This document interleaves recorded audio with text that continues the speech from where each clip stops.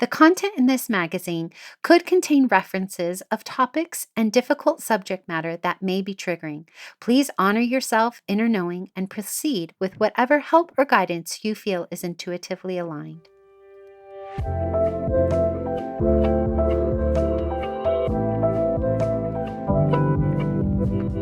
Welcome to Sovereign Magazine Podcast. I'm Nicole George, CEO and founder of Sovereign. I'm so happy you are here.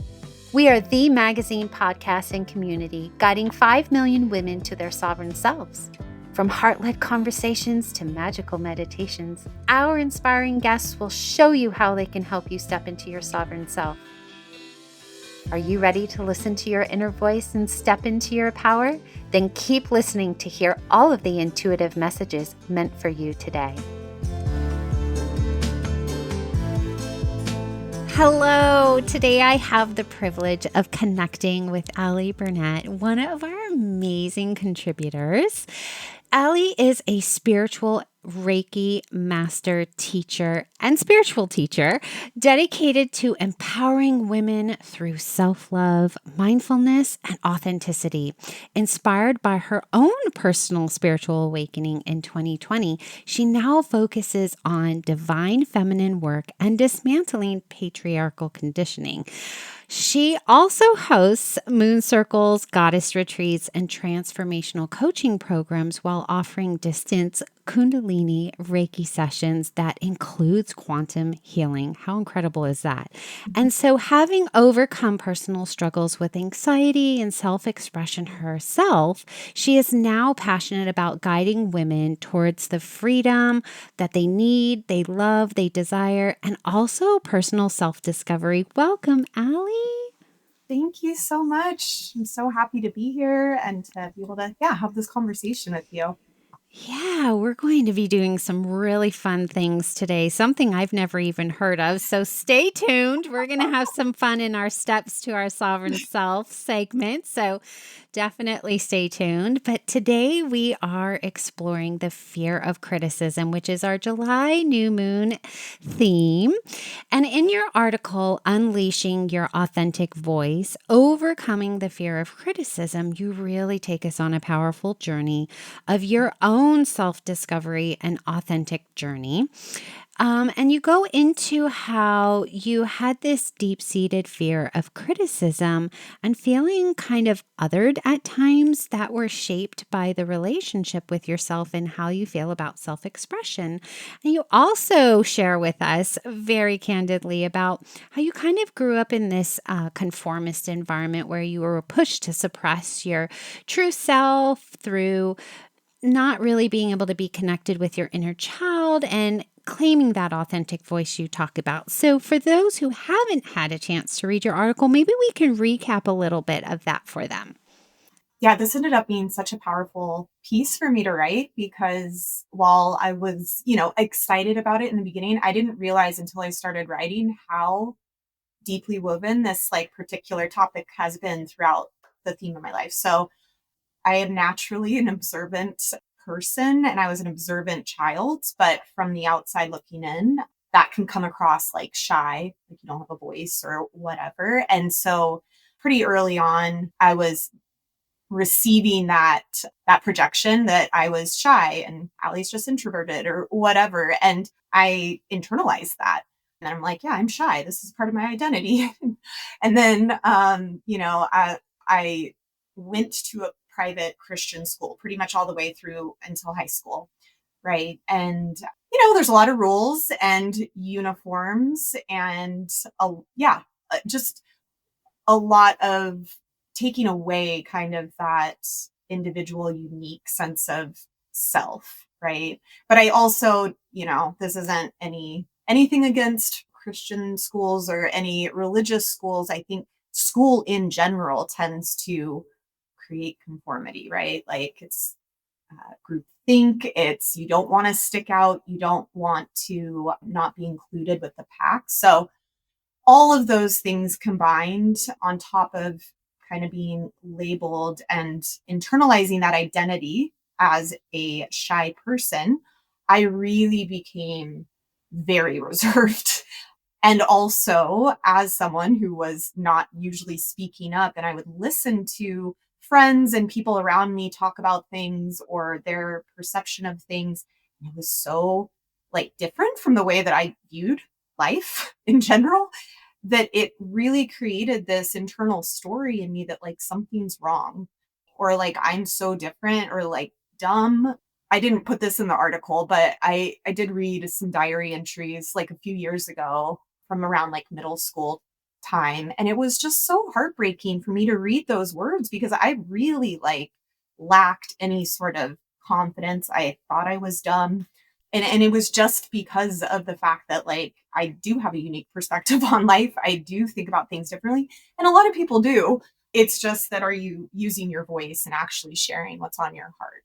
So that was kind of the beginning. And as I got older, I found different ways of showing up more myself, but it was from drinking, I felt a little bit less, concerned about how I was coming across. Um, but obviously that it wasn't something that lasted. It's not a lifestyle choice of mine. And then I started stepping into leadership roles, and I found that when I was in these roles, specifically in the environments where I was a leader, that I felt really confident with my voice. So I started kind of pulling away the layers of that, like realizing I'm actually not shy, and I'm actually not shy at all. Um, for those that know astrology, my rising sign's Leo, so like I don't mind using my voice when appropriate. But and then my spiritual awakening happened, like you said, during the pandemic in 2020. And that was, I was so like miserable in the moment of that was like the catalyst for that spiritual awakening, just kind of suffocated by fear and just feeling all of the collective energy that was just, there was so much uncertainty, and we're in lockdown and just all of these things. And through the beginning of that spiritual awakening, it was really just like I wanted to get to know myself, connect with myself. And that began my like really intentional self-love journey, which was quite the journey. It was like I was meeting myself for the first time, which can be uncomfortable because it's also like weird that you're like, I don't know why I like this, or I don't know why I do this thing, I'm like, okay, let's sit with that. Let's figure out like what's happening here. And then again, as time kind of went on and I continued to just kind of unravel who I am and releasing a lot of the things that I had collected over the years, recognizing, what was happening in my subconscious, the more that I kind of cultivated that self-love, the more I found my authentic self. And what kept coming to me is I have like a really great heart. Like I have good intentions, right? And so all of a sudden, when I'm thinking about people judging me or criticizing me for these things, if I speak from my heart, like that's not my problem. Like it's not something I have to really be concerned with because it's coming from a good place. It's coming from my truth. Yeah, I love this so much. So, first of all, we have so much in common, but I'm just so much older than you. Yeah. I didn't have my awakening till around the time of you, but I was in my 40s and I went to Catholic school my whole life, all the way through high school. We won't get into that. So I understand what you mean by conformity. You're expected to look a certain way, behave a certain way, wear certain clothes, right? And have certain ideologies. Unlike you, I didn't have that awakening. And then when I found myself, I'm like, oh, like, who is this person? So I really understand what you mean by like getting to know yourself can be a little bit scary. And the Mhm. freedom of expression because you're so afraid to be criticized because your whole life you've been told X, Y, and Z or do it this way. And unfortunately, that comes with a little bit of loss, right? And so I'm actually curious from a personal standpoint here when you started to have this authentic self expression and claiming who you really are and really getting to know your inner child and kind of licking your own wounds, if you will, Mhm. and healing them. Did you have a period of time where you've lost people and had to mourn relationships? Because I think one of the biggest things, at least for me personally, so I think I'm probably not alone in this area, is when it comes to the fear of criticism. I think really loss is a big topic. So what happened in your life when you started to claim yourself? Literally, my entire life just shifted. And it wasn't this dramatic thing. Again, keeping in mind it was during the pandemic. So we were already kind of separated, but it was like all of a sudden, my entire friend group, everything was just different. I spent a lot of time, of course, by myself, reading and like diving into meditation, doing all of these things that I was like, I honestly became obsessed with because I found so much peace in that journey. But to your point, yeah, loss absolutely is, I mean, that's one of the biggest reasons I think most people hold on to what their current state is because of fear of losing their partner or friends or not feeling aligned with their job anymore. And all of that is true. Absolutely. But the payoff for finally stepping into your truth and actually living way outweighs losing people that aren't in alignment with you. And one of the things that I realized was I had gone my entire life. I've always had, friends and I've always been social. So I always had things to do and people to do it with. But it's kind of that idea of being in a crowded room and feeling alone, right? Because the entire time that I was masking, or I was really good, I'm really good at being a chameleon and mirroring people. I can, helps me build trust very quickly and stuff. But the chameleon part, the masking part, that was like so unhealthy. And most of us, that's what we do. That's what we learn because we see what everyone else is doing. It's like, oh, I need to show up this way also so I don't stand out, right? But the problem is that when you're not when you're not showing up with your unique, authentic self, you will find yourself surrounded by people that actually can't see you or hear you like your truth. One, because you're not speaking it, but two, when you start to speak, there's a good chance that there isn't like alignment there. There isn't connection there, right? And so let them go. It was kind of one of those things where I'm like, I'm kind of sick of feeling like an outsider in my group. I want to find other weirdos that are like me, where I actually feel like I can just be myself. I don't have to overthink everything anymore. Like that was the most exhausting part of living most of my life masking was overthinking everything. It creates a lot of anxiety. It creates a lot of stagnation because you can't make a decision. So, yeah, this particular journey, just all of that kind of started to just go out the window. And I'm like, oh, I can just be me. Like I can just exist and I can be around people that actually like appreciate everything that I am. Oh my gosh. I can identify with this so much because when I started to be my authentic self, you're absolutely right. I started to attract people who just like me for me, and I didn't have to ever pretend or walk on eggshells or say something differently. I absolutely can 100% identify.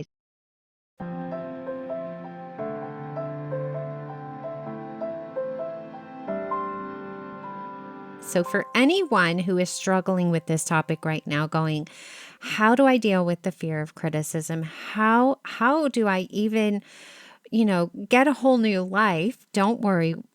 Ali is going to give you some steps here. So we're going to go into our special segment, Steps to Your Sovereign Self.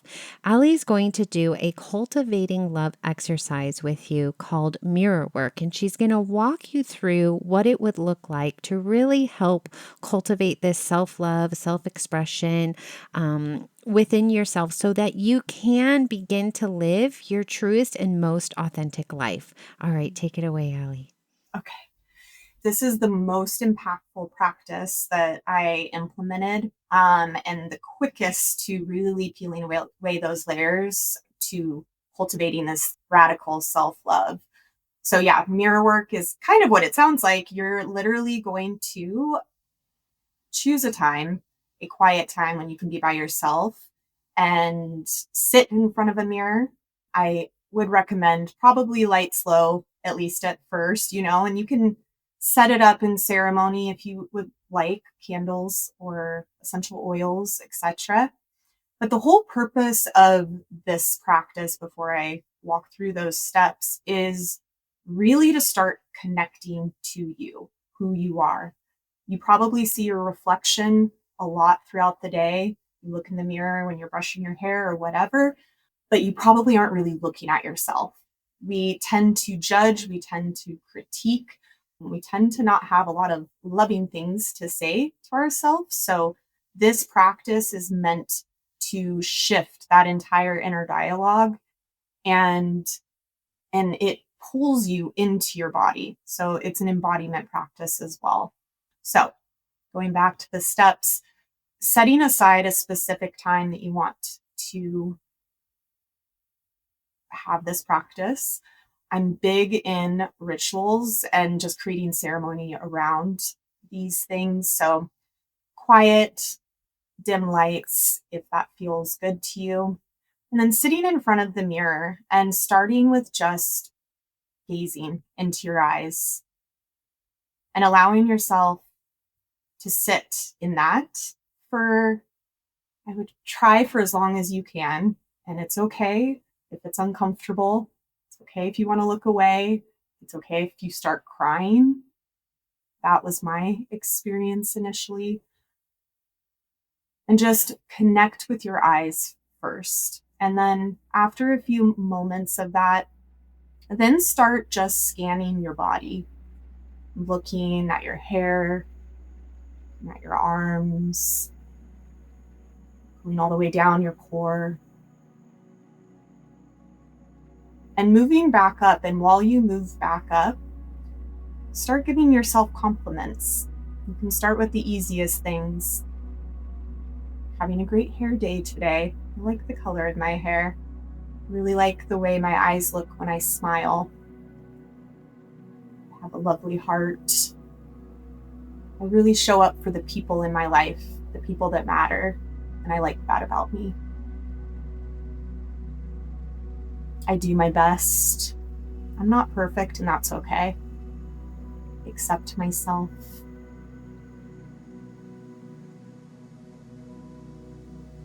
I am worthy of everything that I desire in my life. I am worthy of being surrounded by people who see my heart, who are able to hear my heart. And just taking some breaths while you're going through. And it doesn't all have to be physical, although I would encourage you, if you're someone that really struggles with critiquing your physical body, wherever you have the most resistance, that's where you need to spend the most time first. Lean into it, lean into the discomfort of it all. And even if you don't believe it in that moment, even if you hate everything about the way that you look right now, that's okay. But start telling yourself a different story. You have to change the story.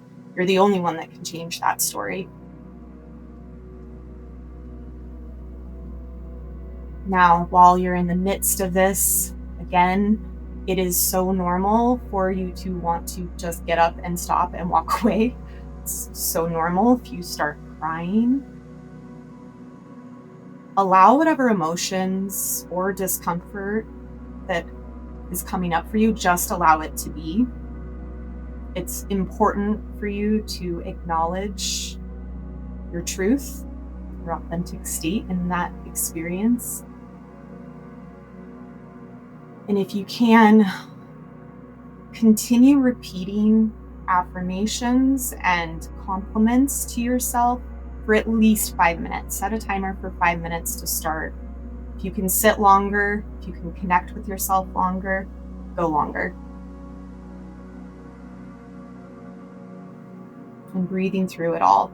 And once you're ready to come out of it, I would encourage you to journal about your experience, about where your discomfort was, what came up for you, where you feel like you were avoiding maybe certain aspects of yourself, right? Whether it's physical, whether you were struggling to identify parts of your personality or the way that you show up with others. Whatever the case may be, wherever you were shying away, take note of that and don't judge yourself for it. Don't add that to the list of things to criticize yourself about. Just allow it to be how it is. And then I would continue that practice at least once a day if you can. And if you are a mother, or you have a super busy life, and you just don't have the luxury of the time of sitting down and lighting candles and the essential oils and all of that, that's okay. Use the time that you do have when you are in front of a mirror. Use that time. You can be brushing your teeth and start this practice. The point is to start paying attention to you, because chances are, if you haven't begun this cultivating your sense of self practice, you're probably living very much outside of you. Especially as women, we're conditioned to care about everyone else, take care of the community, take care of our partners and our children and all of that.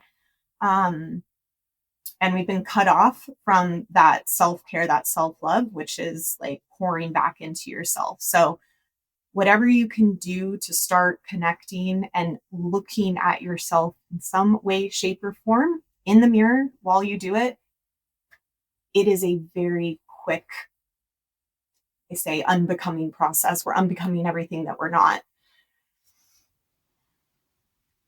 And that is the mirror work. I used to have such a awful inner critic. I like could never find anything nice to say about myself. Um, Practicing this every day, at least once a day, and I did it for a month, only once a day, it shifted my entire inner voice to, like, I'm so trained now to just say, I love you, Allie, even when I'm feeling my worst, even whatever, it doesn't matter. If I look at myself and see my reflection at all, I'm giving myself some form of love. Like, you're doing great. It's extremely powerful. And if you can make that a daily practice, it is going to be a quick journey to self-love. Oh, wow. So I want to share. I always do this with you as we're going, right? I'm pretending that I'm in the mirror and I'm doing these things quietly behind the scenes. And what came up for me, I unfortunately woke up at 3 a.m. this morning and couldn't go back to sleep. So I'm like, girl, you look so tired. And I'm like, it's okay. You're doing great, Nicole. Here you are, very late in the evening, still working and still doing some things. But it was really nice to give myself that gift of like, dang, do I really look this tired all the time? No, you don't. Yesterday, you looked perfectly fine, Nicole. But it's just one of those things you don't realize when you are looking in the mirror, how often you are criticizing yourself. And, I had somebody tell me, I'll never forget this, and bless her heart when she told me. So she's in her 70s, and she said to me one time, she said, Nicole, love your body so much right now because it's the best body you'll ever have. And I Mm, was like, well, what do you mean? And she goes, from here on out, it goes downhill, girl. So right now, this is the best body you're going to have. So honor it. Because as you yeah. get towards my age, you're going to be like, I wish I had that body when I was 45. So every day, I try to honor my body and what I look like right now because I know when I'm 70, I'm going to look back and be like, dang, I really loved my body back then. I wish I appreciated it more. And so this is just another way for us to look in the mirror at every step of our way. And when you said, if you're a busy mom, the first thing I thought of, because I'm a busy mom, Mhm. uh, I'm in the car a lot. So there's Mm, mirrors in the car. You can do it in the car while you're waiting in the pickup line, or yeah. if you have your phone, you could use your phone as a mirror. So you don't have to necessarily be in your house to do it. There's always a point at which we could do something like this, don't you think? Absolutely, absolutely. You can always catch your reflection somewhere. And it is really important. Like, we can speak affirmations to ourselves all day, but there is the magic really is when you're looking at yourself and it just gets loaded into your subconscious so much quicker. And again, it's a way to really call your power back, pull your energy into yourself so that you're not just so focused on the external. I also just wanted to mention, because some of my resistance initially when I started this was I wasn't really happy with my physical self, just weight wise and all of that. And so I'm like, oh, I don't want to like, I'm not lying to myself. I'm not happy. I don't like this, right? Like, what is this? But kind of almost very similar to the story you just told, I was sitting with that one day and I was journaling and I was thinking about like when I was younger, in like my 20s, and I've fluctuated so many weights, but I've always hated how I looked. I never appreciated. And so it just kind of clicked one day that I'm like, you know what? Like nothing's gonna change until I change the way I choose to view myself. Because as soon as I accept me and I love the way that I look, confidence is sexy. And I'm the only one that can give me that. Like external validation doesn't work. If we don't believe it, it's like nice compliment, but it's actually not shifting anything inside. So the day that you choose to be like, you know what? I love myself as I am now. Sure, I'm going to continue to work on that goal or whatever, is the day everything changes. And I promise you, your body will respond to love over criticism any day. Like everything shifts. You're speaking things into the quantum, you're speaking to your cells, everything changes. So if there's resistance because you don't like looking in the mirror, please just do it. Just do it, because I promise it will skyrocket whatever goal you have or journey you're on. So You'll believe her when you see her front cover. Wait till you see her feature and how gorgeous her body is. So it must have shifted something to get something like that. I mean, literally everything. It's really wild for me even to look back at pictures 6, 7 years ago. Like, I, but again, this really it falls kind of into quantum work. But our words are powerful. Our cells are listening. Yeah, it'll shift everything. So this is the Yeah. magic. Yeah, I was on a call with somebody the other day and she's like, "You're 45?" I'm like, "Yeah." She's like, "You don't look at I mean, I do right now because I'm so No, tired." I can't. I would But never have known. I'm so tired. I have like bags under my eyes, which I'm totally fine with it. Like Yeah, I'm so comfortable with myself. But I was like, "Oh wow. You just can't see all the grays. See the grays?" And I showed her my gray hair cuz I don't dye my hair anymore. And it was just a really fun conversation to have because what we think we look like hmm, is not always what we are seen by by the world, right? So when, like you said, confidence is important, right? So when we have confidence, I think it just comes out in our personality. Whereas if I really was like, oh, I'm 45 and I look so old, and this, that probably would have been the energy I was giving off. So I think that's a fun discussion. totally. Yeah. Well, it's like as soon as you release that shame, all of us, and you claim yourself 100%, you take away everyone else's power to judge you, right? Because if they say something that's rude, it's like, okay, that doesn't look good on you. And it fell to the ground. So, yeah. Exactly, Yeah. exactly. Ah, I love this so much. Well, here's the great news. Allie's going to be back for more. She's going to be on a few more of our podcasts. So don't you worry. She's going to be back. You can connect with her in our community.sovereign-magazine.com. All of her details are in the show notes for you to be able to connect with her. So don't you worry. She's going to be back for more magic. Thank you so much for being here today. Thank you for having me. This was so fun. I feel like I could talk about this for hours. So, yeah, so We fun. will. We will Yeah. on the next episode. Yes. Yes. Much love.